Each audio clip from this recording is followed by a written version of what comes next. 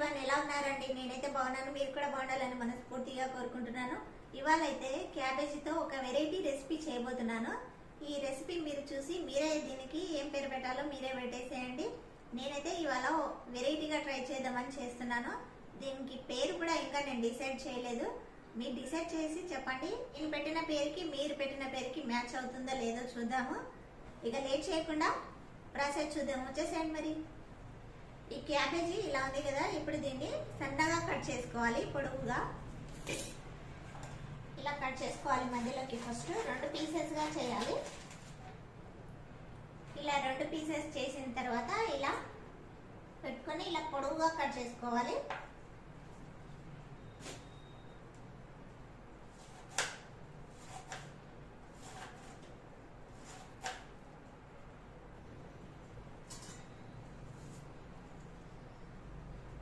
చూసారు కదా, ఇలా కట్ చేసుకోవాలి. పొడవుగా కట్ చేసి పెట్టుకోవాలి. ఈ విధంగా కట్ చేసుకోవాలి.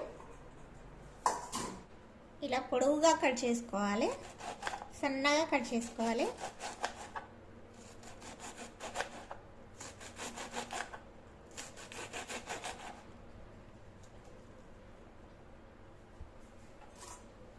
దీన్ని ఒక బౌల్లోకి తీసుకోవాలి. ఇలా పొడవుగా కట్ చేసుకొని ఇలా బౌల్లోకి తీసి పెట్టుకోవాలి.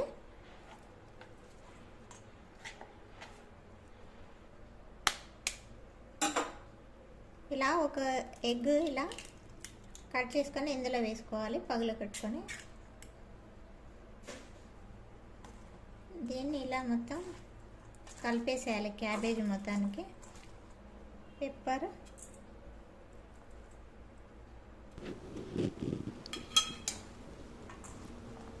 ఇలా పెప్పర్ పౌడర్ వేసుకొని ఈ క్యాబేజీకి మొత్తం పట్టేలాగా కలుపుకోవాలి.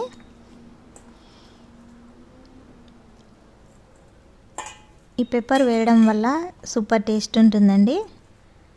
ఇలా మొత్తం కలిపి పెట్టుకోవాలి. ఇప్పుడు స్టవ్ మీద ఒక పెన్నం పెట్టుకోవాలి. పెన్నం పెట్టుకొని దాని మీద ఆయిల్ వేసుకోవాలి. కొద్దిగా ఆయిల్ వేసుకొని కొద్దిగా క్యాబేజ్ తీసుకొని ఇలా వేసుకోవాలి. మధ్యలో హోల్ లాగా పెట్టాలండి. క్యాబేజీ రౌండ్గా పెట్టి మధ్యలో మాత్రం హోల్ లాగా గ్యాప్ ఇవ్వాలి.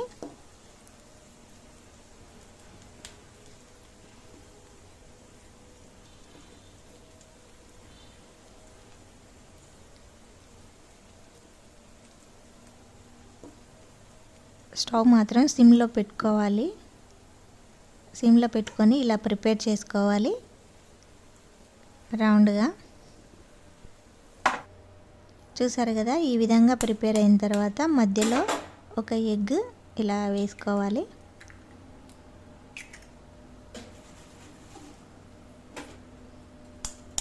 రెండిట్లో అదే విధంగా వేసుకోవాలి ఎగ్.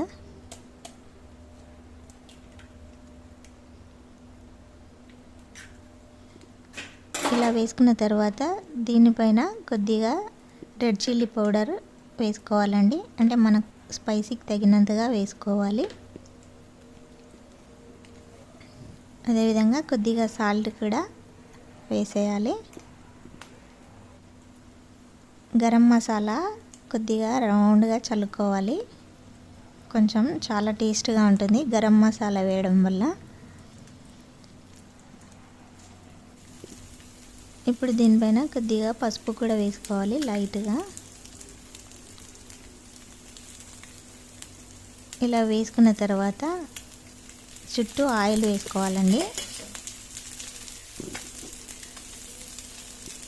ఇలా ఆయిల్ వేసిన తర్వాత ఒకవైపు కాలిన తర్వాత రెండో వైపు కూడా తిప్పుకోవాలి స్పూన్తో.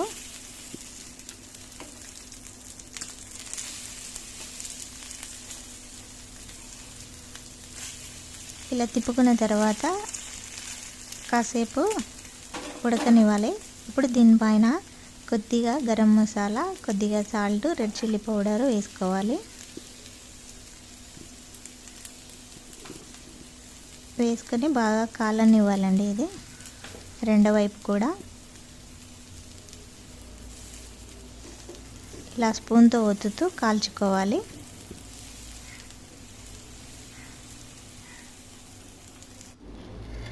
ఇలా కాలిన తర్వాత మళ్ళీ వేరొక వైపు తిప్పుకోవాలి.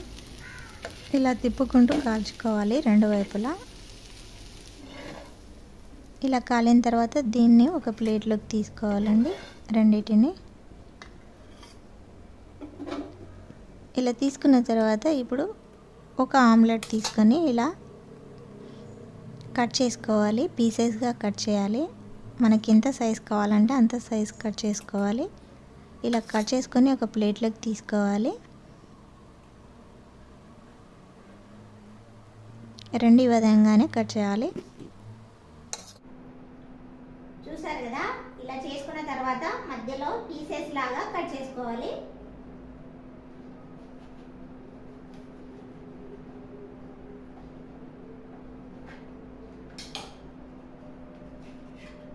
ఇలా ఈ విధంగా పీసెస్ లాగా కట్ చేసుకొని ప్లేట్లో పెట్టేసుకోవడమే అండి. చూసారు కదా, రెసిపీ రెడీ అయిపోయింది. మరి దీనికి ఏం పేరు పెడతారో పెట్టేసేయండి. నేను పెట్టిన పేరుకి మీరు పెట్టిన పేరుకి మ్యాచ్ అవుతుందో లేదో చూద్దాం. ఇప్పుడు టేస్ట్ చేసి చెప్తాను ఎలా ఉందో.